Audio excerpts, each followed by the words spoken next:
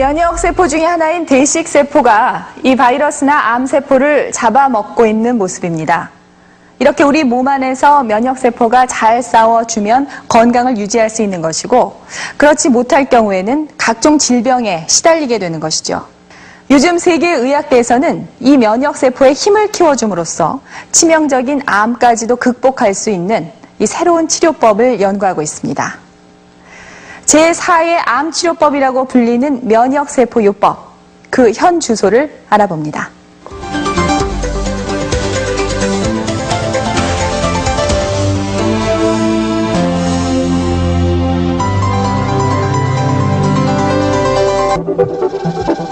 사람의 몸 곳곳에선 돌연변이 암세포가 자라고 있다. 발견하려면 1cm 이상으로 커져야 하는 무려 10억 개의 암세포가 뭉쳐 있어야 한다.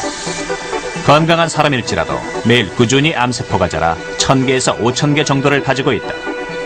하지만 모두가 암에 걸리진 않는다. 그 이유는 암세포를 파괴하는 면역세포 때문이다. 면역세포는 백혈구라고도 불린다. 백혈구는 우리 몸을 지키는 군인이나 마찬가지다. 백혈구에는 여러 가지가 있는데 그중 림프구는 특공대처럼 빠르고 정확하게 암세포와 바이러스를 죽인다. 림프구는 다시 B세포나 T세포, NK세포로 나뉜다. B세포와 T세포는 암세포에 대한 정보가 있어야만 싸울 수 있다. 그에 반해 NK세포는 스스로 암세포를 찾아내 죽이는 유일한 백혈구다. 방종원 씨의 치료법이 바로 NK세포를 이용한 것이다. NK세포를 활성화시켜 몸에 주입하는 방법이다. NK세포가 방종원 씨의 몸속으로 들어가 하고 있다. 발견 즉시 NK세포는 페르포린이라는 물질을 표면에 뿌려 암세포에 구멍을 낸다. 그리고 NK세포 안에 들어있는 수분과 염분을 주입해서 암세포를 팽창시켜 파괴한다. 암세포를 스스로 죽게 하는 방법도 있다. 역시 세포막에 구멍을 내고 암세포를 교란시키는 물질을 암세포는 자신의 생명이 끝났다고 착각하게 되고 DNA가 잘리면 노화의 과정이 순식간에 일어난다. 세포가 축소되면서 자연스럽게 사라지는 것이다.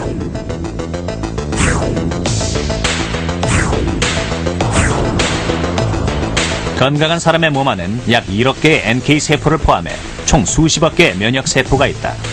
그 수가 줄수록 암에 걸릴 가진다.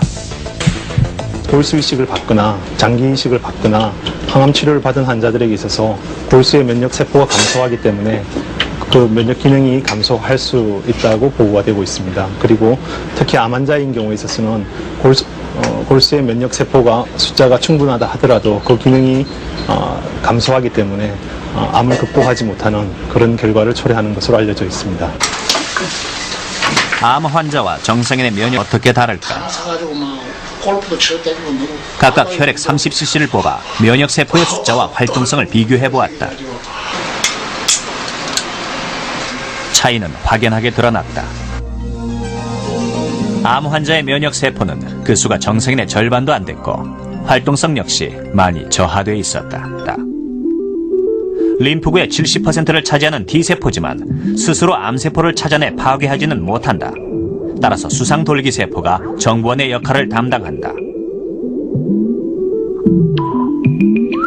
수상돌기세포가 암세포에 관한 정보를 전달해주면 T세포는 암세포의 특성에 맞는 강력한 맞춤형 무기를 만든다. 그리고 순식간에 암세포에 달려들어 공격하기 시작한다. NK세포는 암세포를 무작위적으로 공격하는 것으로 수상돌기세포와 T림프구는 암세포에서 발현되는 신호를 인지한 다음에 그 신호를 기억하였다가 나중에 암세포를 공격하는 것으로 알려져 있습니다.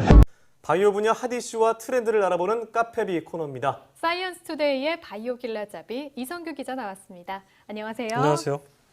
네, 요즘 아침 저녁으로 참 쌀쌀한 것 같아요. 그러다 보니까 이제 감기약을 사시는 분들도 꽤 있을 것 같은데요. 우리 네. 앵커들은 좀 어떤가요? 네, 저희는 특히나 감기가 걸리면 안 돼서요. 기미가 보인다 싶으면 바로 약을 사 먹는 편이에요. 네, 저도 그렇습니다. 원래는 약을 잘 안 사 먹으려고 했었는데 목 관리가 중요하다 보니까 자주 사 먹고 있습니다. 그래도 이제 감기약은 별로 안 비싸니까 그렇게 큰 부담은 없잖아요. 네. 이제 한 번 치료에 한 5억 원 정도 하는 게 있다는 아이고. 네, 어떨 것 5억 같아요? 원이요? 한 번 치료예요? 네. 아, 정말 부담이 돼서 네. 치료를 받고 싶어도 못 받을 것 같아요. 어떤 치료법이죠? 이 카페베에서 한번 다뤘던 얘기이기도 한데요. 네. 이 면역 세포를 이용해서 암 세포를 공격하는 새로운 방식의 이 항암 치료제 카티가 그렇거든요. 아, 카티요? 네. 저희가 다뤘던 기억이 나네요. 네. 이 카티의 T는 면역 세포의 일종인 T 세포를 말하고요. 이 카는 이 T 세포에 주입한 특정 유전자를 말합니다. 이 최근 미국 FDA는 제약회사 노바티스가 개발한 이 백혈병 치료제 카티를 승인했습니다. 이 치료제는 환자의 몸에서 이 T 세포를 뽑아낸 다음에 암 세포를 잘 인식할 수 있도록 특정 유전자를 다시 T 세포에 주입을 하고요. 그리고 나서 이 세포를 다시 환자의 몸에 주입해서 치료하는 방식입니다. 이 한 번 주입으로 평생 치료 효과를 볼 수 있고 네. 기존 이제 항암제보다 부작용도 적어서 차세대 항암제로 주목받는 치료 방법이죠. 네, 그러니까 면역 세포를 이용해서 부작용은 적고 치료 효과는 더 크다는 건데요. 네, 국내에서 이렇게 면역 세포를 이용한 항암 연구가 활발하게 진행되고 있다면서요? 미국에서 이제 승인한 그 면역 세포는 T 세포라고 방금 말씀드렸는데, 네. 이제 국내 연구진은 그 면역 세포 중에서 이 NK 세포라는 면역 세포를 이용했는데요. 이 NK 세포는 이 내추럴 킬러 세포, 이제 우리말로 하자면은 뭐 자연 살해 세포 정도가 되겠죠. 네. 이 세포는 원래 하는 일이 이 바이러스에 감염된 세포나 암 세포를 파괴하는 역할을 합니다. 네. 이제 암 환자의 경우에는 이 NK 세포가 굉장히 수가 적어요. 아, 네, 그래서 이 암 환자들이 이제 암에 뭐 이렇게 잘 걸리고 병을 극복하지 못하는 이유 중에 하나이기도 한데, 이 연구진은 이 줄기 세포로부터 이 NK 세포를 분화시키는 그런 기술을 개발한 겁니다. 연구자 인터뷰 한번 들어보겠습니다. 조혈유기세포로부터 NK세포를 분화시킬 수 있는가에 대한 기술들을 그동안에 기초 연구를 많이 해봤기 때문에 이제 그 원리를 적용해서 이제 환자나 아니면 공여자의 줄기세포를 저희가 얻어서 그것을 저희가 개발한 분화 기술로 분화시키고 또 증식을 시켜서 우리가 원하는 NK세포를 많이 얻을 수가 있었습니다. 그래서 그 얻은 NK세포를 다시 암 환자에 넣어주는 그런 기술을 그동안에 개발을 했습니다. 현재 폐암에 대한 임상 첫 단계 시험을 완료한 상태고요. 한 2020년쯤 상용화를 목표로 하고 있습니다. 네. 또 이제 카티 치료제처럼 이 NK 치료제도 그 암세포를 더 효과적으로 공격할 수 있도록 이런 카 NK 치료제도 뭐 개발한다는 계획입니다. 아, 카 NK 치료제요. 네. 그럼 이렇게 면역 세포를 이용한 항암 치료 기술이 실제 제품 출시로 이어지면 참 좋겠네요. 그런데 앞서 카티 치료제가 5억 원이 넘는다고 해서 저희가 깜짝 놀랐잖아요. 네. 그런데 여기에 더해서 한 번 치료에 10억 원이 넘는 치료도 야. 있다면서요. 이게 정말 귀를 의심하지 않을 수 없을 정도로 네. 비싼 가격인데요. 네. 지난 2014년에 세계 최초로 개발된 유전자 치료제의 경우에는 이 치료비만 한 14억 정도가 들거든요. 14억 원이요? 네.